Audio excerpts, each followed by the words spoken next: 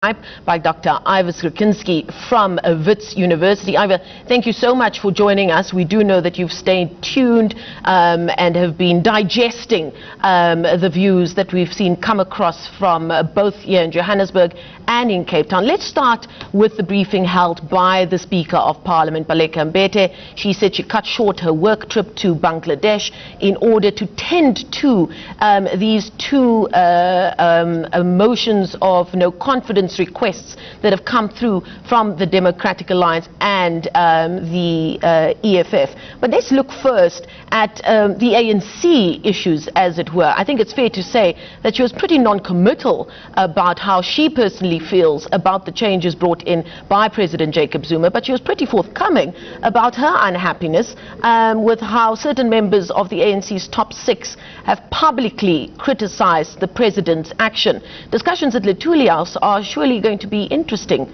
tomorrow.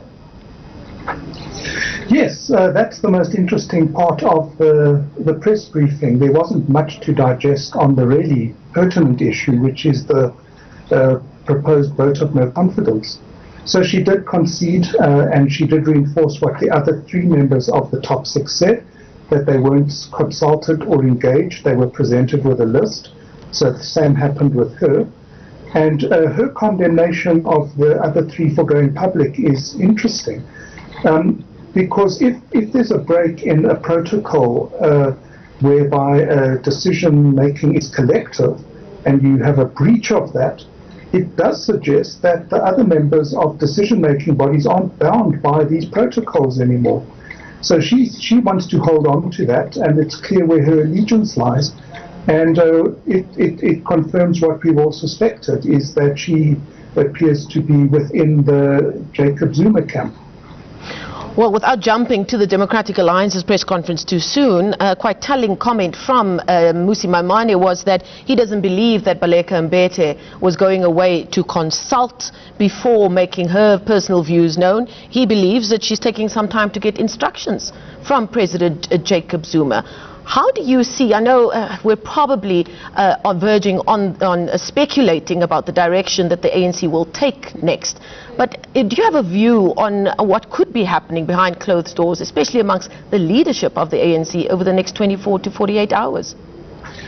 Yes, the consultations aren't about the vote of no confidence, because in terms of parliamentary rules, that is going to have to take place at some point if the parties request it.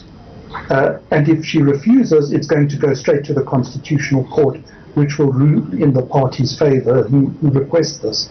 So the consultations are actually a sign of nervousness, I think, within the ANC in terms of whether the caucus is going to hold loyal.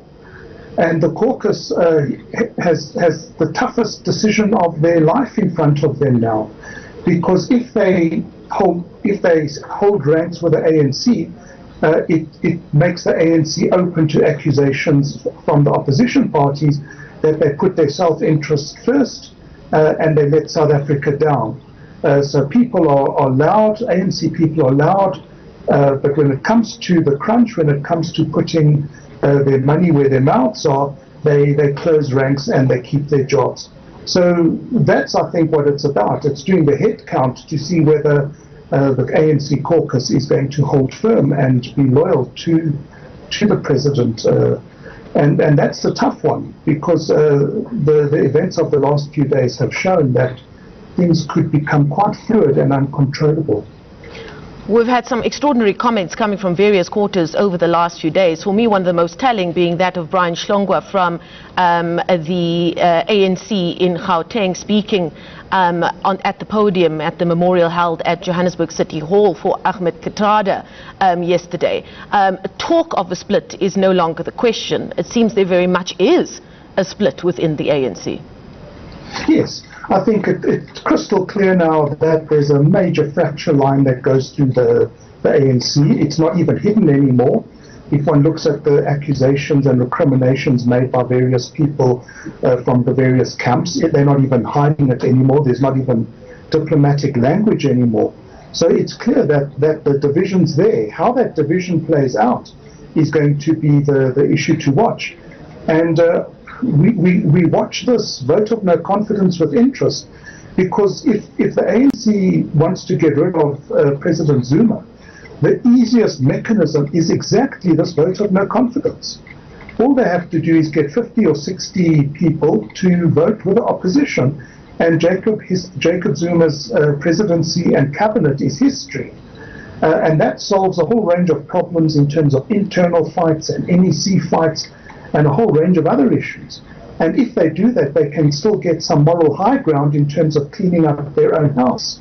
If they close ranks and side with President Zuma on this, they're sitting ducks for the opposition. And that's why this is such a high stakes game. And it's very difficult to predict. I can't quite see where this is going to go at the moment. Absolutely. It's like a fascinating game of political chess, I think, that we're going to have to just keep an eye on over the coming days. Let's just move quick attention to the press conference that was held by the Democratic Alliance in Cape Town, speaking specifically about Helen Zilla's future within the party. Now, some had expected that we were tuning in to a press briefing where we would find out about the political future of Helen Zilla, but the Democratic Alliance has come out announcing that formal disciplinary action will be instituted against Zilla. What kind of impact is this, merely this decision itself, expected to have on the official opposition?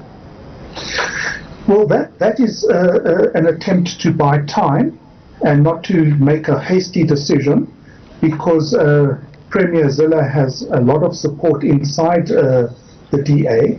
So they've said, let's hand it over to another process, and that will be the formal disciplinary process. And in that time, they will have an opportunity to build some consensus on the matter and possibly bridge the divides that exist within the DA itself.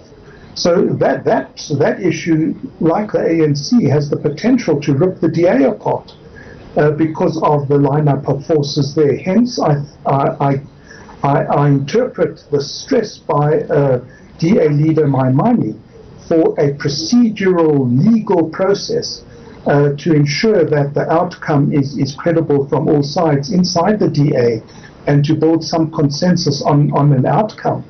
And it's an incredibly high-stakes game for the DA as well, because if the ANC slips below 50% in the 2019 election, the fight is on for a coalition to take over Parliament, and this is becoming more likely as time goes on.